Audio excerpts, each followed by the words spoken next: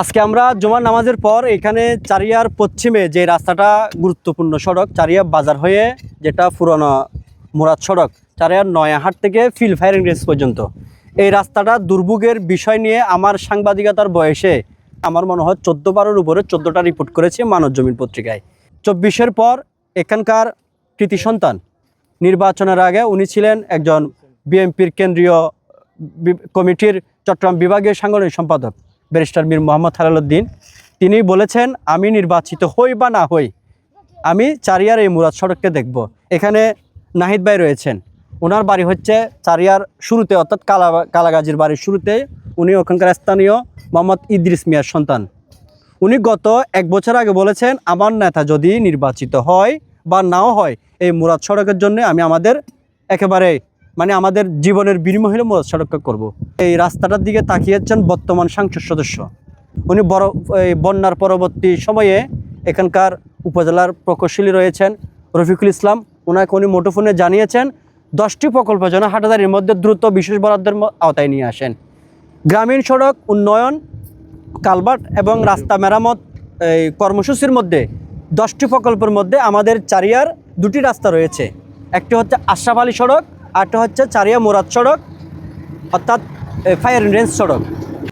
আমাদের মাননীয় প্রতিমন্ত্রী মহোদয় গত 3 দিন আগে উপজেলা প্রকৌশলী রফিকুল ইসলাম সাহেবকে জানিয়েছেন, উপজেলা বিএনপির সম্মানিত সদস্য সচিব গিয়াসউদ্দিন চেয়ারম্যান উনিসহ চিকনদন ডিরেক্টর রাস্তা পরিদর্শনকালে বলেছেন আগামী 2 দিনের মধ্যে চারিয়ার মুরাদ সড়ককে ওনারা পরিদর্শন করে রাস্তাটা মেজারমেন্টে পক্কলনে নিয়ে আসবেন। ওই সময় এখানে উপস্থিত ছিলেন হাটাদারি উপজেলা উপসহকারী প্রকৌশলী অনিমাই চাকমা দাদা আছেন, সাথে ওনার কার্য সহকারীরা এসেছেন।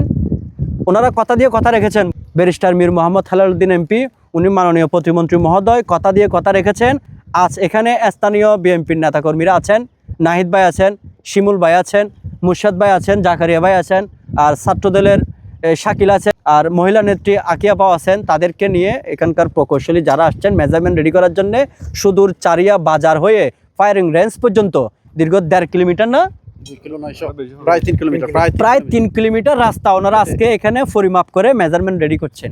আশা করি প্রতিমন্ত্রী মহোদয়ের কথাটা রাখার জন্য স্থানীয় বিএনপির নেতাকর্মী তারাও চেষ্টা করবেন, আমরাও চেষ্টা করব এই রাস্তাটা যেন খুব সহসাত হয়ে যায়। দ্রুত হওয়ার জন্য আমাদের যা করণীয় এখানকার স্থানীয় নেতাকর্মী যারা আছেন তারা বলছেন তারা নিজেরাও সহযোগিতা করবেন।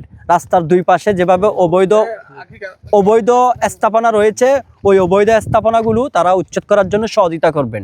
সাথে শিমুল ভাই পর্যন্ত আর নাহিদ ভাই দুইজনেই কিন্তু ওই বড় পুকুর পাড় যেটা আমাদেরকে বলা হয় ওই পশ্চিম শিকদার পাড়া, ওই জায়গায় রাস্তার 2 পাশে যেগুলো অবৈধ স্থাপনা রয়েছে ওগুলো উচ্ছেদ করার জন্য যার অবস্থান থেকে সরিয়ে নেওয়ার জন্য তারা তাদেরকে অনুরোধ করেছেন। আশা করি এগুলো আপনারা আপনাদের মতো করে সরিয়ে নেবেন। রাস্তাটার কাজ আগামী 2 থেকে 3 মাসের মধ্যে কাজটা ধরবেন বলে মাননীয় প্রতিমন্ত্রী মহোদয় জানিয়েছেন। আজকে আমরা সরজমিন এটা নিয়ে এসেছি।